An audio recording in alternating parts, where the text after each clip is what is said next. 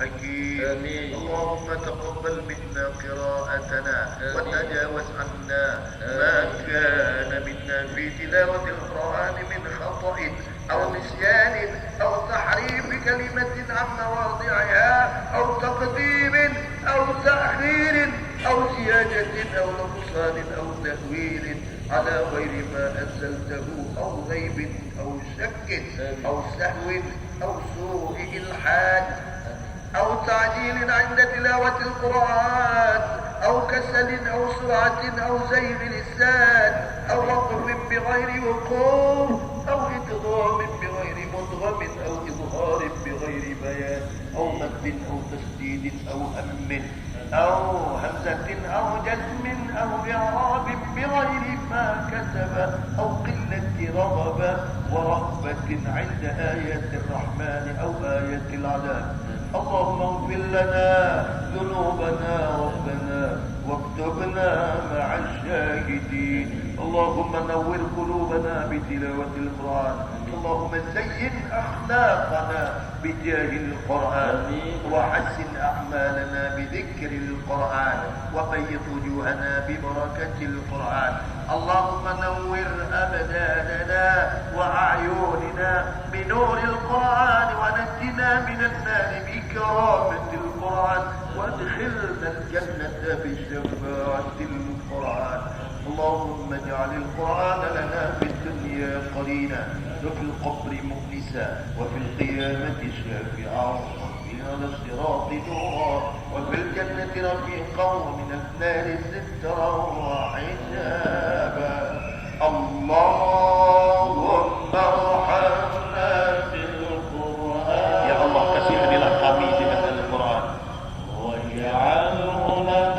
Jadikanlah Al-Quran itu bagi kami sebagai imam panutan dan cahaya penerang, sebagai petunjuk jalan, sebagai rahmat dan kasih sayang. Ya Allah, ingatkanlah kami daripada Al-Quran apa yang kami lupa dari Al-Quran dan ajarkanlah kami daripada Al-Quran apa yang kami masih bodoh. Anugerahkanlah kepada kami waktu untuk selalu bisa membaca sepenuh hari dan sepanjang malam. Mudahkanlah rezeki kami ya Allah untuk selalu membaca Al-Quran. Waj'alhu lana hujjatan ya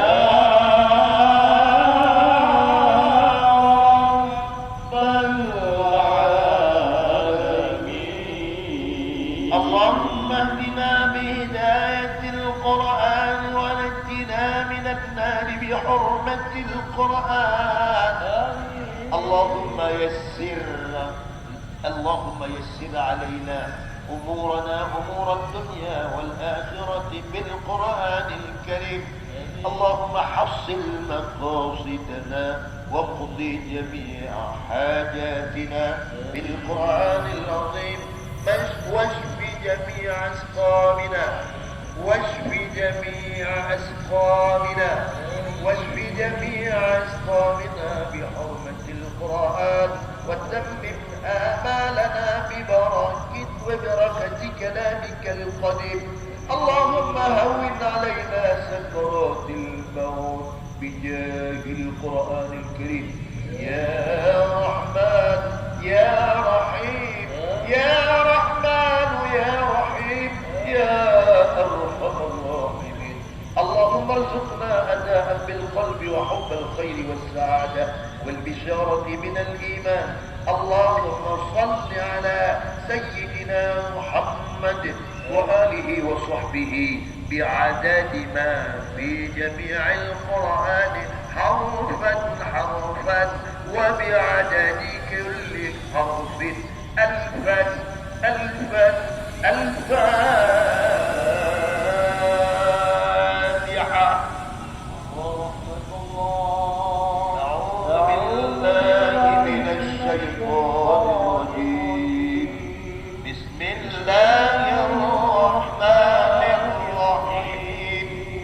الحمد لله رب العالمين الرحمن